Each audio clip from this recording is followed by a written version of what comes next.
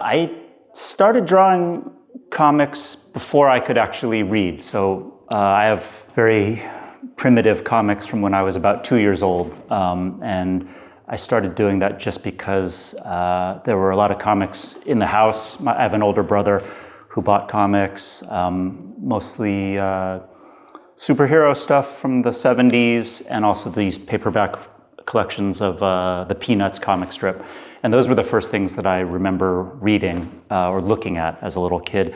And so I was kind of trying to emulate those, even though I couldn't really write words. I do kind of fake word balloons and very, very primitive drawings, but I was drawing them in panels, trying to tell a story that way. You know, I think it was just an obsession that I just kept working on.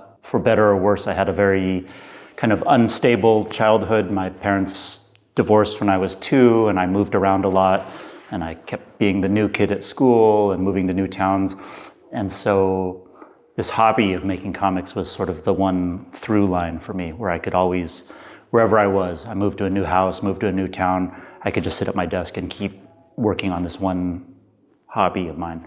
For about the first 10 years or so of that, I was really interested in the kind of comics that I was reading, like Marvel comics, and I was trying to make my own version of superhero comics. And I think when I was around 12, I started learning about other kinds of cartooning, mainly North American, like underground and alternative comics. And that's really what led to the first iteration of Optic Nerve, was kind of the years of practice as a child and working on my basic skills, but in service of superhero stuff, and then this sort of explosion of influence that came from the alternative and underground work of the 80s. Well, I definitely had a childhood fantasy of working for Marvel or DC. I had this vision of this big room in Manhattan where we'd all have our desks lined up and be sort of working collaboratively and everything. But I think my interest in that kind of material died out before my skills developed to be good enough. So by the time that I was actually, I think, starting to try and be a professional cartoonist, I was no longer interested in that kind of Marvel superhero kind of stuff. The impact of Daniel Clowes is probably the biggest of any other cartoonist, because it's not just through the work, it's a personal influence too. We just very miraculously ended up crossing paths in Berkeley, California many years ago and becoming good friends. He's had an influence and has been an inspiration to me, both through his work, but also just as a person and as an artist. And that continues to this day. I'll still text him for advice about certain things. And pretty much anything that I've tried to do in my career, he's already done. So like when I was trying to get my foot in the door with comics, he was already established, so he had a lot of advice. And then when I started trying to work in movies, he'd already done that, so he had a lot of advice about that, and that still continues to this day. When people are talking about the generations of North American cartooning, that I feel like rather than being squarely a part of my generation in terms of age, that I'm sort of this weird appendage or like stepchild of the previous generation. So I was a fan of people like Dan Clowes and Peter Bagg and Julie Doucet and Seth, all the early drawn quarterly artists, big influences upon me. And then just, kind of inexplicably, I ended up becoming friends with them and working for the same publisher. And I felt a lot of kinship with the style and the tone of that work. Maybe sometimes more than that of the people who were born in the same, year that I was. The way I ended up working with Françoise Mouly at the New Yorker is that I was already working for the magazine in a different capacity. I was doing illustrations inside the magazine, pretty small illustrations that were very strict assignments, like draw this band that's playing in New York, or this movie that's coming out, draw an illustration for that review. After doing that for a few years, Francoise reached out to me directly and invited me to submit ideas for the cover. And I was very apprehensive to do so because it felt like such a significant job. It felt like such a big leap from what I'd done in the past, and I was very nervous about that. And the reason that the first cover of mine ever ended up happening was just 100% because Francoise was so tenacious and encouraging, and she's great at her job in a lot of ways, but one of her special skills is she knows the peculiar psychology of cartoonists, and she knows how to work with them in a way that gets them to sometimes do things that maybe is outside of their comfort zone. And so I think in another instance, I might have said, I don't want to do a cover. And so it was really her kind of warmly and gently pushing me along that got me to do the first one. And now I've worked with her on every single cover since then. Scenes from an Impending Marriage is very autobiographical, that the characters in it are explicitly me and my wife, and all of the anecdotes happened, largely as depicted.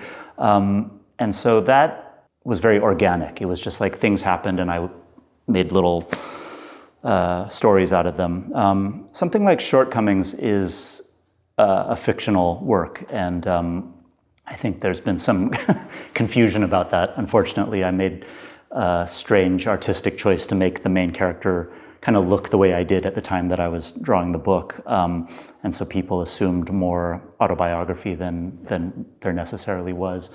In terms of the political content or the focus on origin or anything like that, none of that was strategic. It wasn't, and I tend to not like art that's created that way, where the starting point is a political message, and then you think, okay, now how can I create some story that will make that message?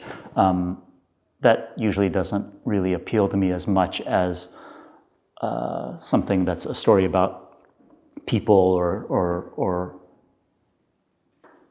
incidents or scenarios, and then that other deeper material might sort of bubble up organically. And that was the case with Shortcomings. When I started making comics, I was a little bit naive. Like I really thought that I was living in this enlightened world where nobody saw race and nobody saw color or anything like that. And as soon as I started putting my work out into the world and doing interviews, immediately the questions were, do you consider yourself an Asian American cartoonist, and why are you not representing your background more explicitly in your work? And I suddenly noticed that there was a lot of expectation that I hadn't thought of at all. Okay, I get this sense that everybody wants me to talk about a certain subject, so I'm going to do it in a way that feels honest to me, that reflects my experience, and it probably won't be the book that those people were hoping for, because it's not clear-cut, it's not black and white in its themes, and it's not necessarily, uplifting in a way that a lot of that material tends to be. And really it was more just about, I was trying to be funny. It was, I think a lot of it, the fact that it was designed as a comedy has gotten sort of overlooked over time. Up until that point, I'd only done short stories, so I really liked the idea of creating a couple, 2 or 3 characters that I felt some real kinship with and that I could just sort of let hang out. I think for a long time, I've been getting offers from filmmakers or from studios and they want to buy the rights to stories and then kind of run with it on their own. And I've always said no to that. I've always had aspirations of being a screenwriter myself and being involved in the process, especially with stories that are very personal to me. So I'd say for probably 20 years, I'd said no to offers like that.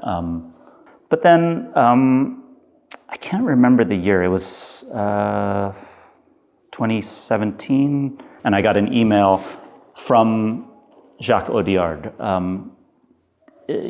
Everything related to the film industry in America goes through like 10 million intermediaries, and one agent contacts another agent, and there's lawyers and all this stuff. And so to just open my inbox and see an email from him was extremely shocking to me. And I was a fan of his earlier films, so I definitely recognized his name and understood the significance of getting an email from him. For me, the combination of talent that was being proposed was the first time where I'd said, okay, yeah, I understand the deal, that you're going to not really involve me creatively, but I'd rather take this opportunity than miss out on it. And basically that was it. I signed contracts, and that was it. And I heard nothing for years. From the time I got the email, then 5 years elapsed, and then finally I got a message saying, the movie's done. We've arranged a screening for you in Manhattan if you want to go see it. So I went and sat there and saw the movie, and that was the extent of it. Yeah, this was a drawing I did for the film when it was released in America under the title Paris 13th District. It wasn't used for the French release, and the French release, I saw photos of it. It was all nicely designed photography of the cast. This book, The Loneliness of the Long-Distance Cartoonist, is a very biased account of my history with the comics industry, kind of through a pessimistic pinhole. And the truth is, I've had many more positive experiences than the handful of negative things that I depict in the book. I just wanted to write about the experience of being a cartoonist, and I found that those stories were funnier and more interesting. It's in line with my personality, that's the kind of anecdotes that I would zero in on. And the truth is, I've had a lot of very lucky breaks in terms of my career as a cartoonist with other older cartoonists who've encouraged me and helped me out. My publisher, my North American publisher, who I still work with today, taking a chance on me when I was 19 years old, and just making a lot of lifelong friends in that world too. No one wants to read about that, Aspiring cartoonists don't want to read that I just happened to move half a block from Daniel Clowes when I moved to Berkeley, and we ended up meeting for coffee and becoming friends, and things like that. It's not interesting or helpful to aspiring cartoonists who want to make something like that happen for themselves. But the stories in that book are true, though. So I'd say that the true picture is sort of a more well-rounded, that there's positive and negative. But I did have a lot of awkward experiences. When I was younger, I got my feelings hurt very easily, and so there were a lot of experiences where I would run out of a comic convention in tears or something like that because someone had hurt my feelings. And it's a weird industry. It's